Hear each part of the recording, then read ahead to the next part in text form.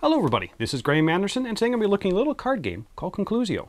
If you've seen some other videos, you may know that I really enjoy logic puzzles and induction or deduction games. The type of games where you are given clues and you have to work out some secret solution. Now this style of game is one where everyone else at the table knows a secret piece of information, but you don't. And through the gameplay, you're trying to work out what that secret information is. Now this game is competitive, and also has a fairly steep penalty if you're wrong.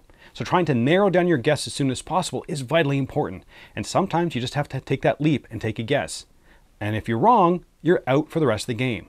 But if you leave it too long until you're 100% certain what that secret card is, well, it might just be too late and someone's already guessed and won the game. Now the gameplay is super simple. You're going to play a card in front of you, and the person to your left will say if it matches something on your secret card or not. Or instead of playing a card, you could just guess what your secret card is. Again, if you're right, you won the game outright. Wrong, you're out for the rest of the game. Sounds super easy, so the walkthrough of this game will be fairly quick. But will this game end up being a fun way to pass the time? Or should it just be passed over? Let's get it to the table, see how it's played, and we'll come back with my final thoughts on Concluzio. So this is Concluzio set up for 4 players. The game consists of a deck of 49 cards. Each card has a combination of number, color, and shape. There are 7 numbers, 1 through 7, 7 shapes, and 7 colors. Each card is a unique combination of those 3 things. Now the goal of the game is to be the first player to correctly identify your secret card. To start the game, each player is dealt 5 cards which they put into their hand. They are then dealt a 6th card face down which they will not look at, but add to their hand so all the other players at the table can see it, but they cannot. Before the play begins, each player will give 1 clue card from their hand to the player on the left that has something in common with that player's secret card. So, in this situation here, if I'm this player, I could pass maybe this card to the player on my left because it has something in common. Now you don't say what is in common, it just has to have something in common. Now if you do have no cards in your hand that match a trait, you can give any card, but you must tell the person on your left that it matches no trait. The card that you receive is left face up in front of you so all players can see it. Once each player has passed a card, you draw another card back into your hand, so you start the game with 5 clue cards and your 1 secret card. On your turn, you will play 1 clue card from your hand, and the person to your left will tell you if it matches, yes or no. Yes if it has something in common, or no if it has nothing in common. Each card will either match your secret card with 1 attribute, or will not match at all. Now this is important to remember when trying to deduce your card. If it is a yes, leave it face up to one side with all the other cards you've collected that match 1 attribute. If it is a no, it is placed face up on the other side of your play area, so all the cards are always face up in front of you that you have played. All the cards that are played are always visible to all players. After you have played your card, you draw a replacement card. Now on your turn, instead of playing a card, you can try and win the game by announcing that you figured out what your card is. You say what you think you have, like this 7 red solid square. If you're correct, the game is over and you've won.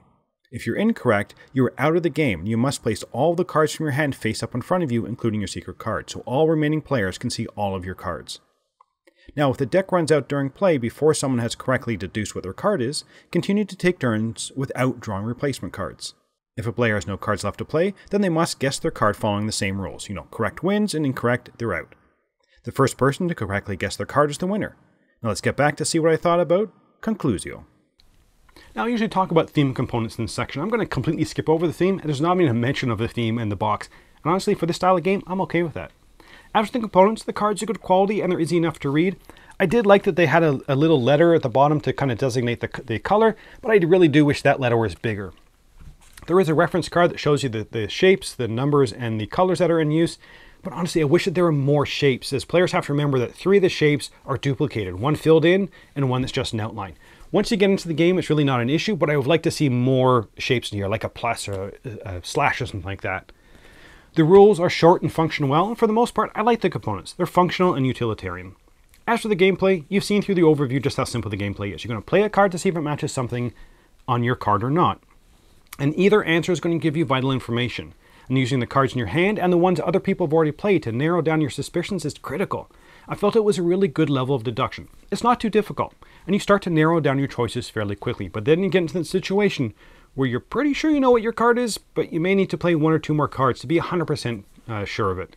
Do you wait, or do you take a guess and try and beat the other players to the end, because they're probably just as close to figuring what their secret card is as you are.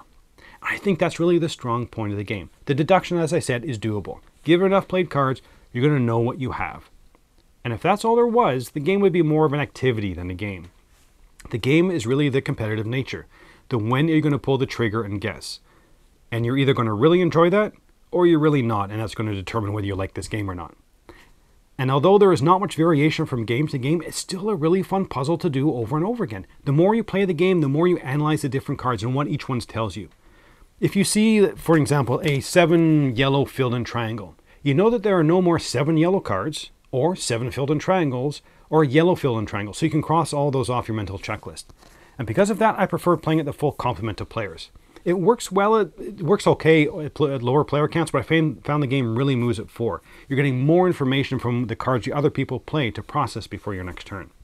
The game does come with 4 kind of optional abilities you can do. The rules say to deal them out. I would say if you're playing with younger players that may not be at the same level of deduction than you are, maybe give them 1 or 2 more of them. They're fairly simple, like number 1, you go first and you're dealt 6 cards instead of 5. Or second chance, if you guess incorrectly, you're not eliminated, but you play with 1 less card in your hand. So they're not super strong, but if there's players that are struggling a bit, maybe use these. So would I recommend this game? Yes. I thought it ended up being a really fun, quick filler that kept me engaged on everybody's turn. I really liked how simple the gameplay was, and even though you're going to be doing the same action turn after turn, you need to think about it every time. Which card is going to give me the most information? I enjoyed the tension I felt as I was getting close to my answer. Do I jump the gun, or should I get that one more piece of information?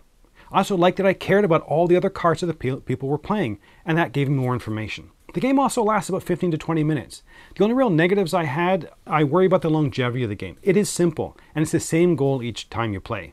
And the game does have player elimination, but honestly, usually if you are eliminated, there's only a few minutes left in the game anyway, and I really didn't find it much of a hardship. Overall though, I'm going to give this game a 7.5 out of 10 and the Dice Tower seal of approval. In a field of deduction games that can get maybe overwrought with rules and complicated gameplay, it's nice to have something that gets right back down to basics. It just takes a minute to explain the rules when you're off and playing. I do worry that the simplicity means that this game was going to get lost, but I feel that this is one that's worth picking up when you want a fun, simple playing deduction game. And that's it for the moment. Until next time, thanks for watching.